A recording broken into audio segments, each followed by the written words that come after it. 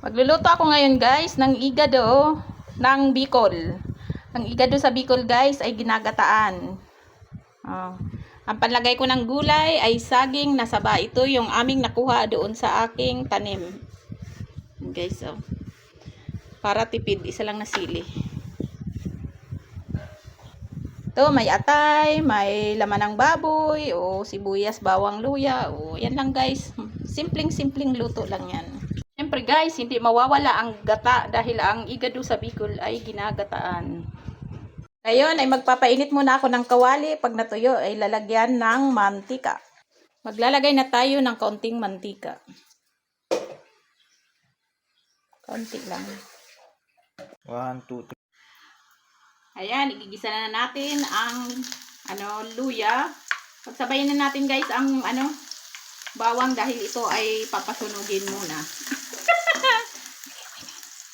Ilagay na natin ang kaunting sibuyas para sabay-sabay silang masunog. Lalagay na ang baboy guys, kaunting gisa-gisa lang. At mamaya ko na ilalagay yung yung atay kasi pinakuluan ko na siya.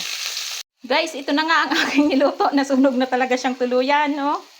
Nakalimutan ko. Ito na, ilalagay ko na itong atay. Ito, haluin ko. Ayan, nasunog-sunog na talaga. Ayos.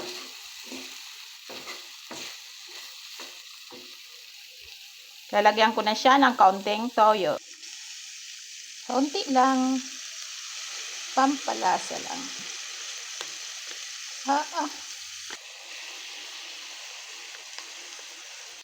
Lagyan ko na rin ng kaunting suka.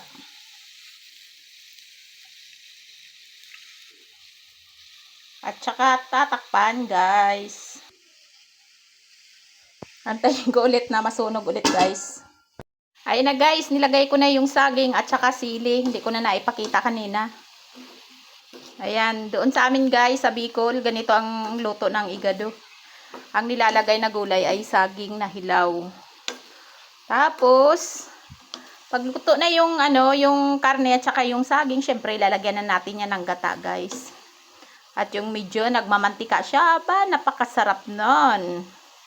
Ito na, nilagyan ko na siya ng gata. At nilagyan ko na guys ng ng magic sarap, ng laurel, paminta. Ayan, antayin ko na lang na maluto yung gata. Masarap na nito, medyo may sabaw-sabaw para sa kanin, isasabaw sa kanin. Tapos yun. Aba, napakasarap kumain guys. Ito guys, bihira lang pala ako naluto ng atay guys. Kasi malakas daw ito sa uric acid. Ito, ngayon lang naisipan dahil meron nga akong saging. Kaya yan, nagluto ako ng igado.